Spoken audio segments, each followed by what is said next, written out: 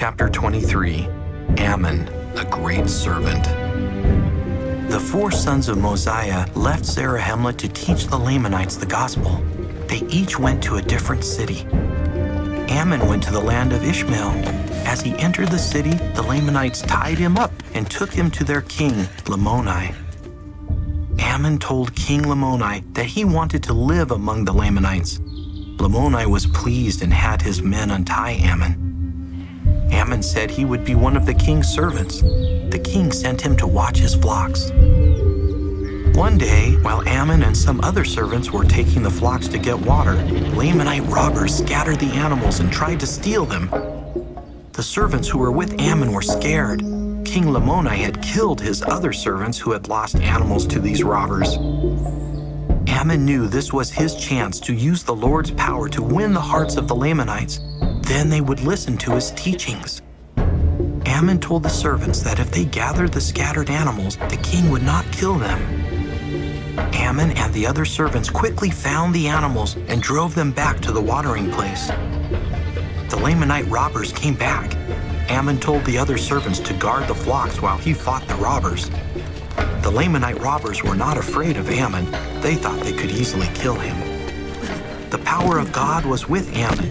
He hit and killed some of the robbers with stones, which made the rest of the robbers very angry. They tried to kill Ammon with their clubs, but each time a robber lifted a club to hit Ammon, he cut off the robber's arm. Frightened, the robbers ran away. The servants took the cut-off arms to King Lamoni and told him what Ammon had done. The king was astonished at Ammon's great power. He wanted to see Ammon, but was afraid to because he thought Ammon was the Great Spirit. When Ammon did go in to see him, King Lamoni did not know what to say. He did not speak for an hour. The Holy Ghost helped Ammon know what the king was thinking. Ammon explained that he was not the Great Spirit. He was a man. The king offered Ammon anything he wanted if he would tell him what power he had used to defeat the robbers and to know the king's thoughts. Ammon said the only thing he wanted was for King Lamoni to believe what he would say. The king said he would believe everything Ammon told him. Ammon asked King Lamoni if he believed in God.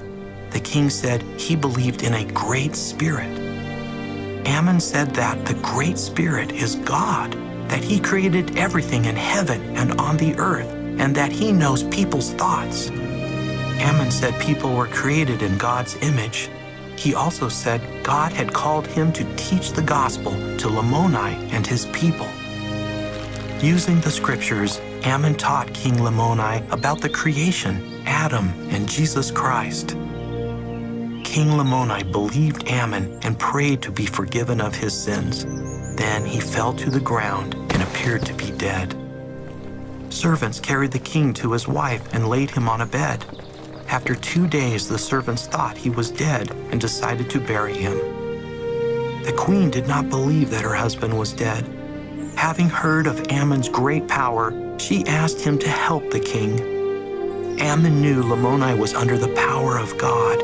He told the queen that Lamoni would awaken the next day. She stayed by Lamoni's side all night.